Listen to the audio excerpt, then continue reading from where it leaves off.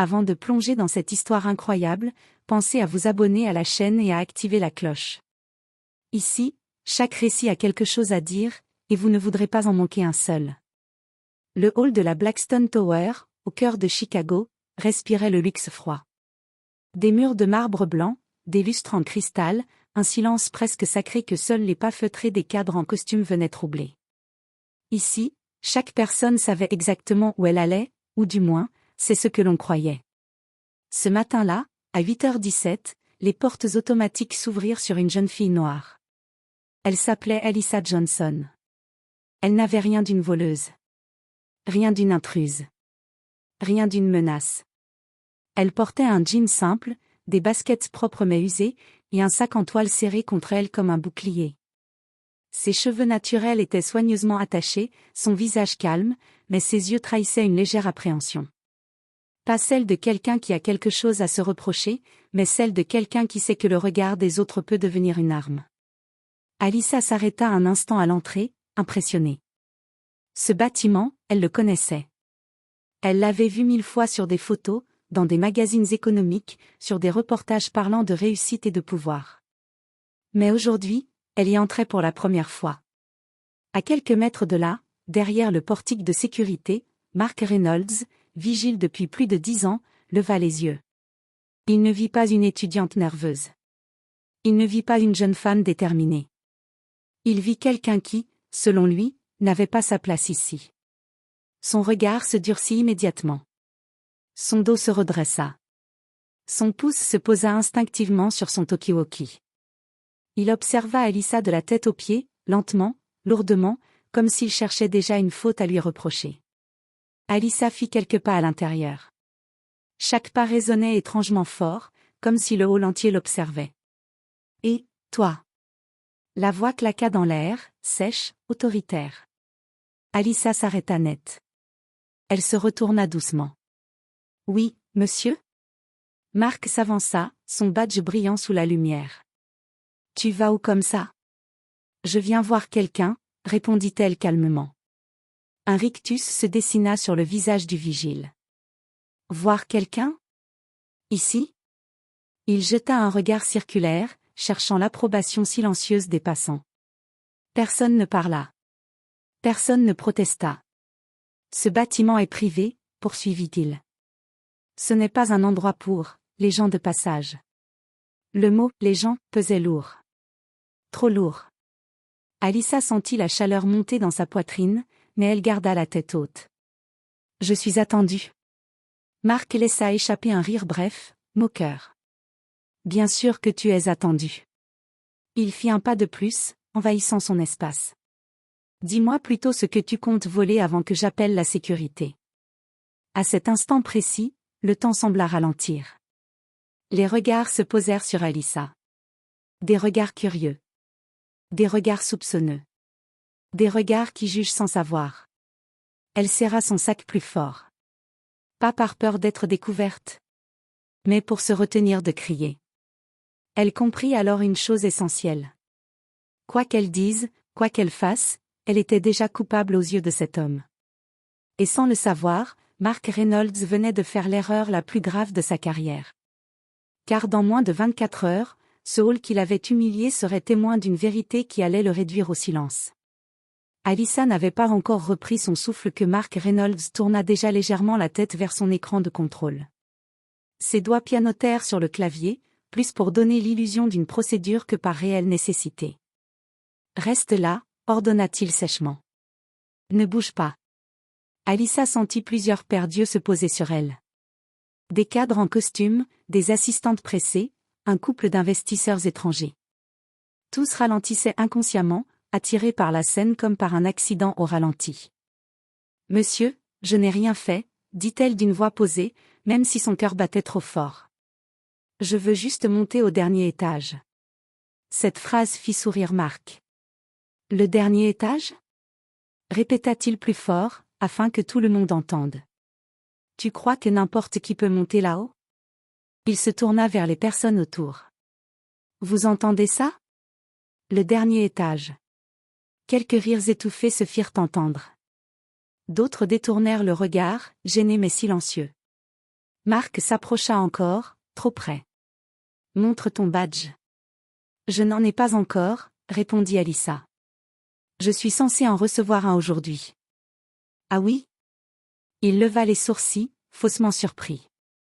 Et qui t'envoie, hein? Alyssa hésita une seconde. Monsieur Johnson. Le sourire de Mark disparut net, puis revint aussitôt, plus méprisant encore. Johnson? Tu sais combien de Johnson il y a dans ce pays? Il haussa la voix. Arrête de te moquer de moi. Puis, sans prévenir, il désigna le sac d'Alyssa. Ouvre-le. Pardon? Tu as très bien entendu. On a eu plusieurs vols récemment. Et bizarrement, ce sont toujours les mêmes profils. Le mot « profil » transperça Alyssa comme une lame. Vous n'avez aucune preuve, dit-elle en serrant les dents. Vous m'accusez juste parce que je suis noire. Un silence brutal tomba sur le hall. Mark se redressa, piqué au vif. Fais attention à ce que tu dis. Je fais juste mon travail. Non, répondit Alyssa, la voix tremblante mais digne. Vous me jugez. Il claqua des doigts. Dernier avertissement. Ouvre ce sac ou j'appelle la police. Les mains d'Alyssa tremblaient. Lentement, sous les regards de tous, elle posa son sac sur le comptoir et l'ouvrit. À l'intérieur. Un cahier rempli de notes, un stylo, un vieux téléphone à l'écran fissuré, une bouteille d'eau, et une photo pliée en deux. Mark fouilla du regard, frustré. Rien. Absolument rien. C'est tout? Lâcha-t-il, déçu. Alyssa sortit la photo et la posa devant lui. On y voyait une petite fille noire, souriante, sur les épaules d'un homme élégant en costume. C'est moi, dit-elle doucement. Et lui, c'est mon père. Mark jeta un coup d'œil rapide, sans intérêt. Ça ne prouve rien. Puis, comme pour reprendre le contrôle, il appuya sur son talkie-walkie. Poste central, j'ai une suspecte qui refuse de coopérer. Je demande renfort. Alyssa leva les yeux vers lui, le regard ferme. Très bien, dit-elle. Appelez qui vous voulez. Elle fit une pause, puis ajouta calmement. Mais appelez aussi votre patron. Mark éclata de rire. Un rire fort, sûr de lui.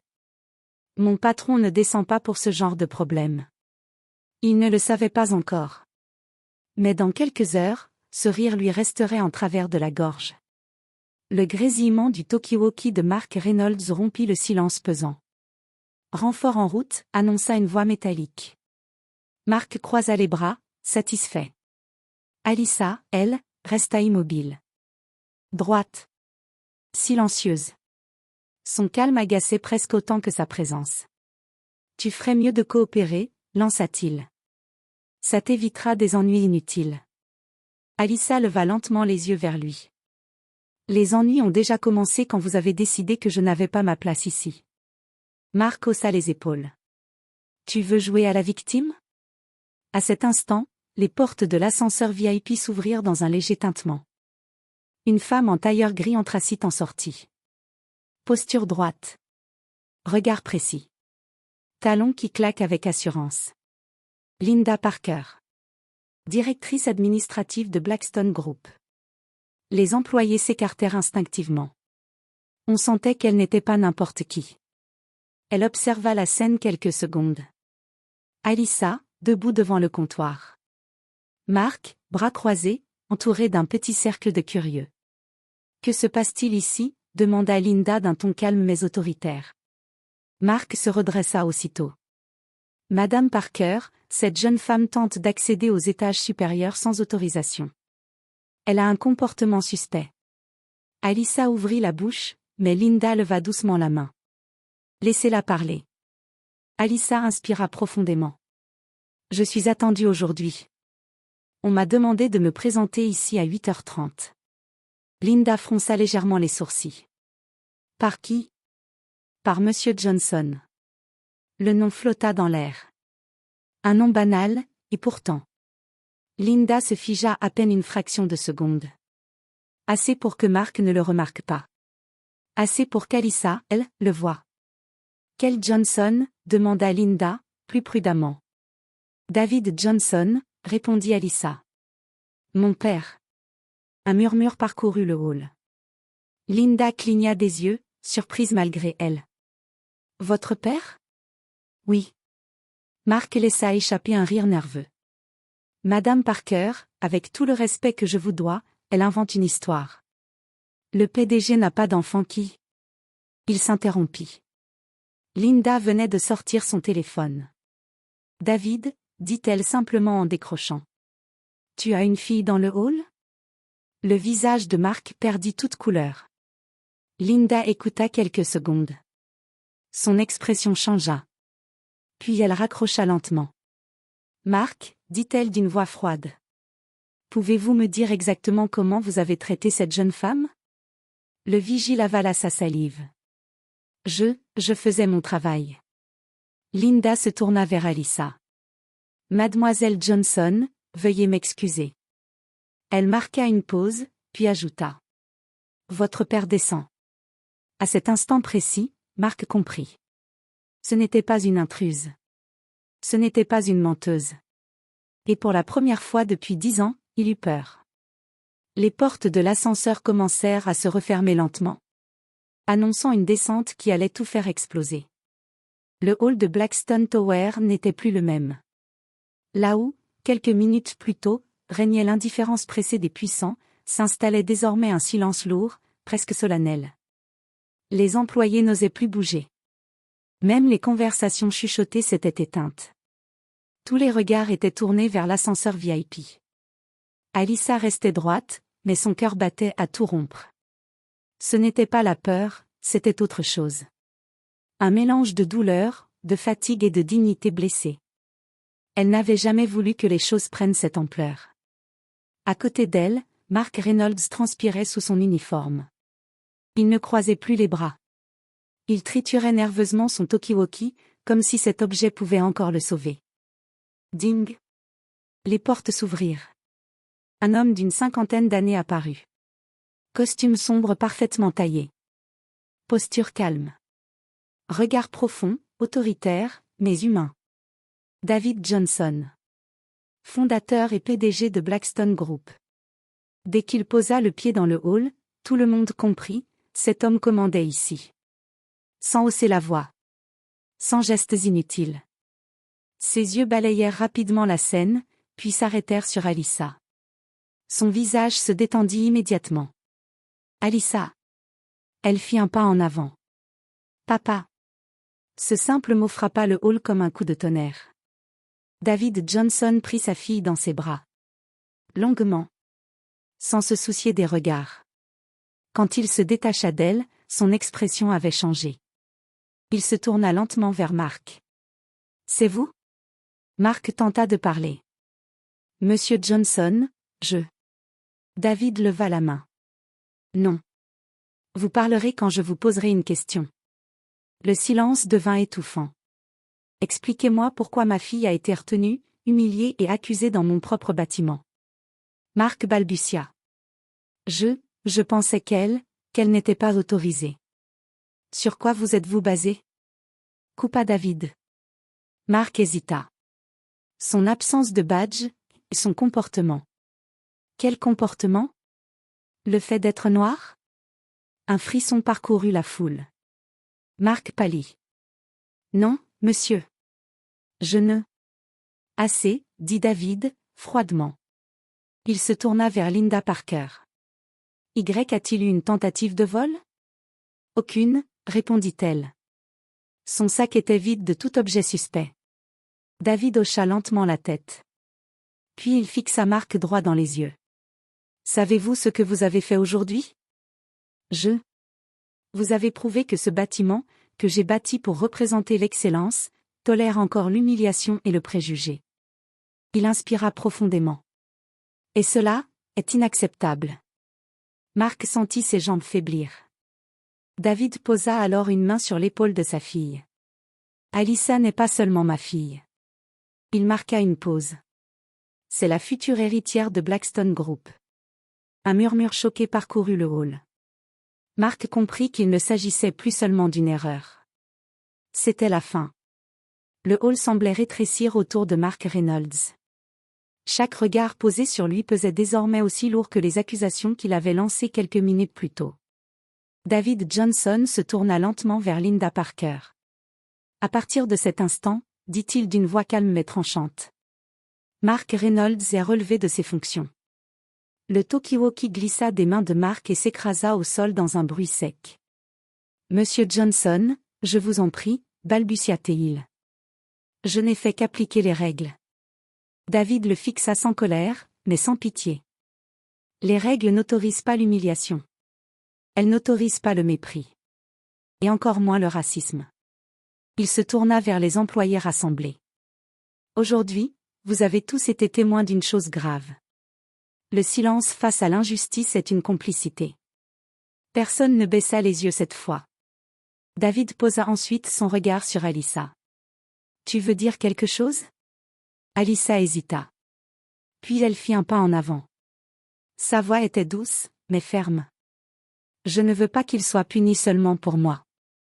Je veux que plus aucune personne n'ait à vivre ce que j'ai vécu ici. David acquiesça lentement. Alors ce sera fait. Il se tourna vers Linda. Dès aujourd'hui, formation obligatoire sur les discriminations, révision complète des procédures de sécurité et mise en place d'un service de plainte indépendant. Puis, regardant Mark une dernière fois. Vous quittez ce bâtiment maintenant. Mark ouvrit la bouche, mais aucun son ne sortit. Il resta figé. Sans voix. Exactement comme Alyssa l'avait été sous son regard quelques heures plus tôt. 2 agents s'approchèrent pour l'accompagner dehors. Il passa une dernière fois devant Alyssa. Elle ne sourit pas. Elle ne se vengea pas. Elle le regarda simplement, avec dignité. Quand les portes se refermèrent derrière lui, le hall sembla respirer à nouveau. David posa la main sur l'épaule de sa fille. « Bienvenue chez toi », dit-il doucement.